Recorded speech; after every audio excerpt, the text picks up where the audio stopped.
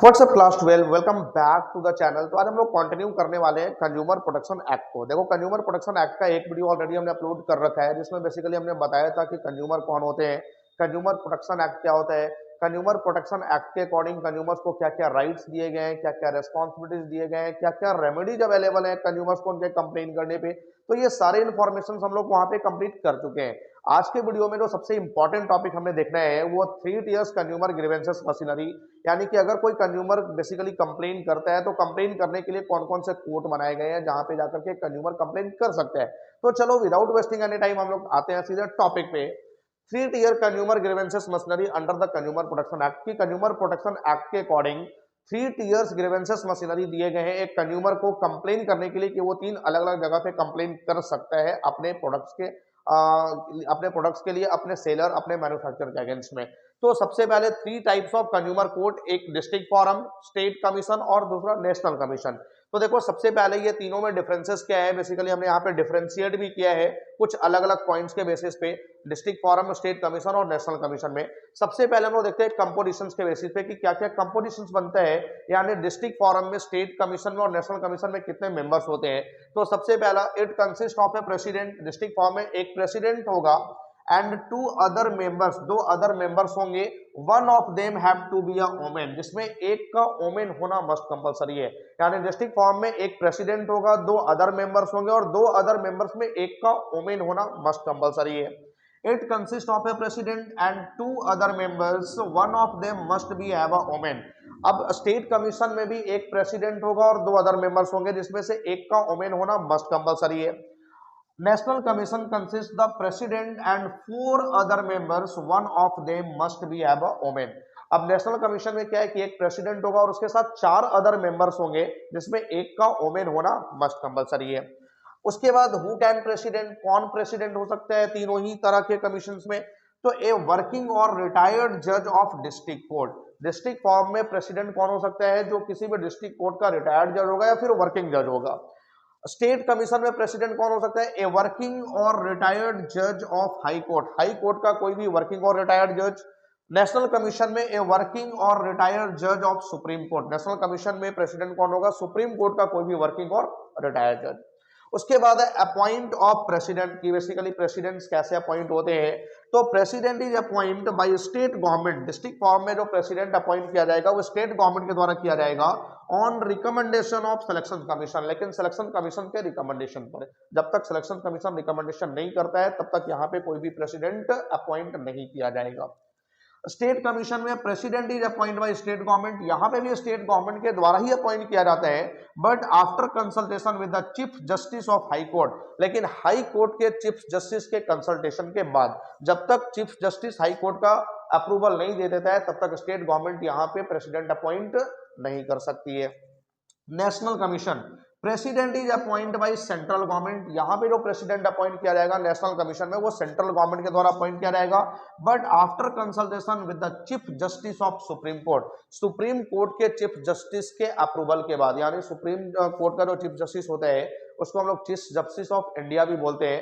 तो chief justice of India के approval के बाद ही basically central government national commission में एक प्रेसिडेंट अपॉइंट कर सकती है। उसके बाद जुडिशियल, जुडिशियल का मतलब कि कितने रुपए तक के गुड्स का कंप्लेन किस तरह के कोर्ट में किया जा सकता है। तो complain for goods having the value not exceeding 1 crore, यानी 1 करोड़ रुपए तक का जो भी वैल्यू का गुड्स है उसका कंप्लेन हम लोग कहां करेंगे, डिस्ट्रिक्ट फोरम में। 1 करोड़ से नीचे के गुड्स का complain for the goods having the value exceeding 1 crore but not exceeding 10 crore, यानी कि अगर गुड्स का वैल्यू 1 करोड़ से ज्यादा है लेकिन 10 करोड़ से कम है तो उसका कंप्लेन हम लोग स्टेट कमीशन में कर सकते हैं। और complain for the goods having the value exceeding 10 crore, और जब 10 करोड़ से ऊपर के वैल्यू का गुड्स है तो उसका कंप्लेन हम लोग कहां करेंगे, नेशनल कमीशन में।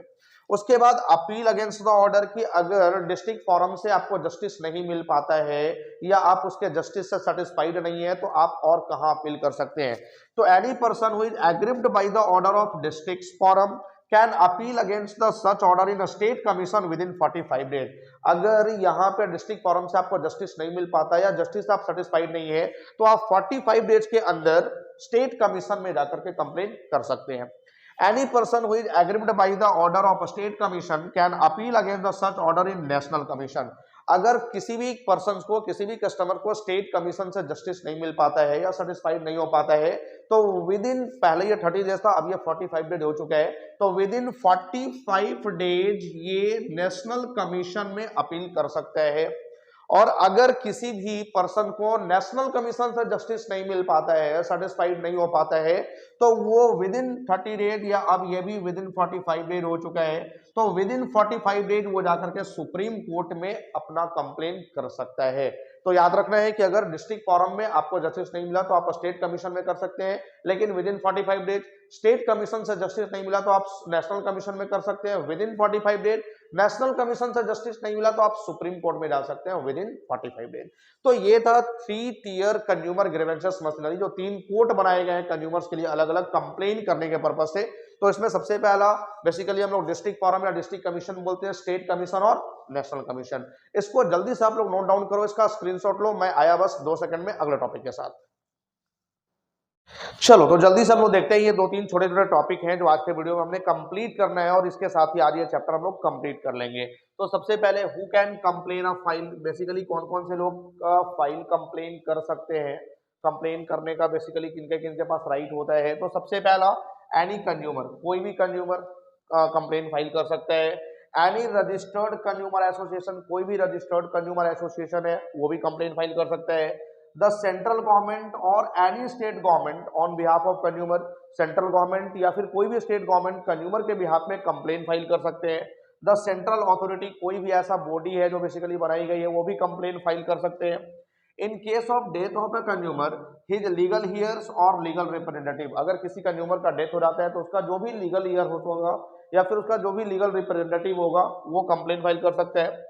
वन और more consumer on behalf of numerous consumer having the same interest, अब बहुत सारे कंज्यूमर्स के फेवर में, बहुत सारे कंज्यूमर के बिहाफ में एक या दो कंज्यूमर, अब यहाँ पे एक या दो कंज्यूमर से क्या मतलब है कि सपोज कि कोई गुपचुप वाले ने सोसाइटी में जाकर के गुपचुप बेची और बहुत सारे लोगों ने उसके गुपचुप खा लिया और गुपचुप खा करके सारे लोग बीमार पड़ गए, सारे लोग हॉस्पिटल में एडमिट है, तो बेसिकली अब कंप्लेन कौन करेगा उस गुपचुप वाले के अगेंस्ट में। तो 2-3 ऐसे कंज्यूमर्स थे जो उसके गुपचुप को नहीं खाए थे, तो वो 2-3 कंज्यूमर पूरे सोसाइटी के जितने भी कंज्यूमर थे उनके बिहाफ में जाकर के कंप्लेन कर सकते हैं उस गुपचुप वाले के अगेंस्ट में कि भाई इसके गुपचुप खाने से ये सारे सोसाइटी बीमार पड़ गए, सारे लोग हॉस्पिटल में एडमिट है, तो वो लोग उस गुपचुप वाले के अगेंस्ट में जाकर कंप्लेन कर सकते हैं जिन्होंने गुपचुप नहीं खाई थी।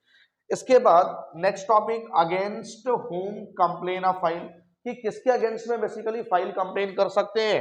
तो एनी मैन्युफैक्चरर, कोई भी मैन्युफैक्चरर है, कोई भी सेलर है, कोई भी ट्रेडर ऑफ गुड्स है विच आर डिफेक्टिव, कि जो भी बेसिकली जो गुड्स को सेल करने वाले ट्रेडर है, उसका सेलर है, उसका मैन्युफैक्चरर है। एनी प्रोवाइडर ऑफ सर्विसेज, कोई भी पर्सन जो बेसिकली सर्विस प्रोवाइड करने का काम कर रहा है, तो सर्विस प्रोवाइडर के अगेंस्ट में भी कंप्लेन फाइल किया जा सकता है। उसके बाद last topic, who are not considered as the consumer under the consumer protection act, यानी कंज्यूमर प्रोटेक्शन एक्ट के अंडर में बेसिकली किसको कंज्यूमर कंसीडर्ड नहीं करा जाता है। तो any person who obtain goods without consideration, वैसा कोई भी पर्सन जो गुड्स ऑब्टेन किया है बिना किसी कंसिडरेशन पे किए हुए, वो कंज्यूमर नहीं माना जाएगा। एनी पर्सन हु ऑब्टेन्ड और avail the services without consideration, कोई भी पर्सन जो सर्विस अवेल किया है लेकिन उसके बदले में कोई भी कंसिडरेशन पे नहीं किया है, उसको कंज्यूमर नहीं माना जाएगा। Any person who obtained goods for resale, कोई भी पर्सन जो गुड्स को रीसेल करने के पर्पज से ऑब्टेन किया है, बेसिकली जो सेलर होते हैं वो रीसेल करने के पर्पज से गुड्स ऑब्टेन करते हैं, तो सेलर को कंज्यूमर नहीं माना जाता, क्योंकि कंज्यूमर तो वो होता है जो गुड्स को कंज्यूम करने के लिए खरीदा है, जो गुड्स को कंज्यूम करने के लिए लेता है। यहाँ तो सेलर रीसेल करने के पर्पज से लेता है, तो जो सेलर है जो गुड्स को रीसेल करने के पर्पज से गुड्स को खरीदते हैं उनको कंज्यूमर नहीं माना जाता है। Any person who uses the goods without approval of buyer, वैसा कोई भी पर्सन जो बायर के अप्रूवल के बिना गुड्स यूज कर रहा है। अब जैसे सपोज कि हमने पॉइंट नंबर 2 में पढ़ा था कि मिस्टर एक्स था जिसका बाइक हमने बेसिकली उनके अप्रूवल से यूज करने के लिए लिया था।